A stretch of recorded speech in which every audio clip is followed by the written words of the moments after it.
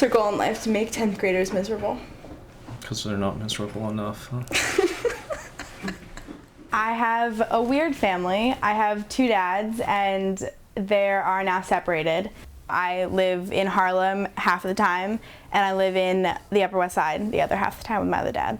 My family is very different from each other. One of my dads is half Puerto Rican, half Italian, and they're wild and crazy. And the other side's quiet, little, like, oh, will you please pass the salt type people.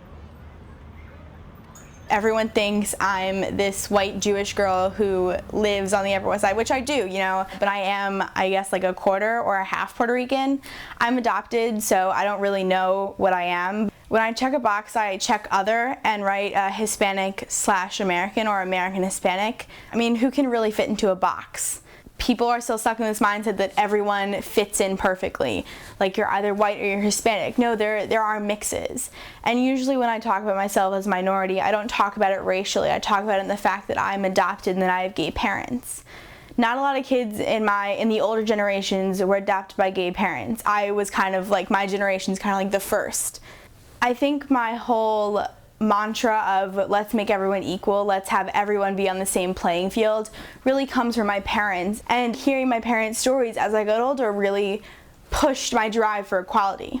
I think I was talking about some girl who didn't like me at my school who said she didn't like my curly hair, and it was just like this 6th grade drama. And my dad was like, oh yeah, like I understand. So I was like, no you don't, you have straight hair. He's like, no, like as you know, I'm gay. And I was like, Dad, please, I know. He's like, I was very insecure about my gayness or my coming out, so he didn't for quite some time. At first, I was like, wow, how can anyone be so insecure about who they are and not come out and just say it? Because I'm this very out there person, like I always am the first one to speak up.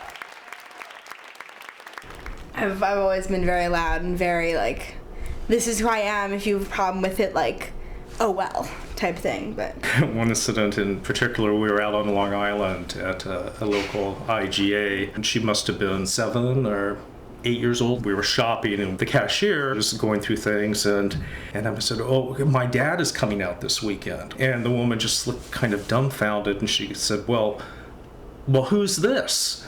And I said, well, he's my dad also. I have 2 of them. And she laughed and she goes, well, 2 of them? Do you have 2 moms too?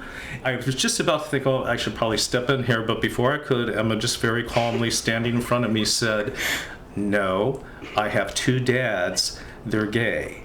She said, just like some children have a mom and a dad, some have just a mom, just a dad, some have 2 dads, 2 moms. She goes, and then there are children that don't have any parents, and they're called orphans. And she stopped, and the woman looked at me and said, is that going to be debit or credit? And that was the end of that conversation. When I first heard about this project, I really wanted to understand the other side of white privilege and to understand how it affects people, like affects teenagers my age, because I've never been exposed to anything other than white privilege.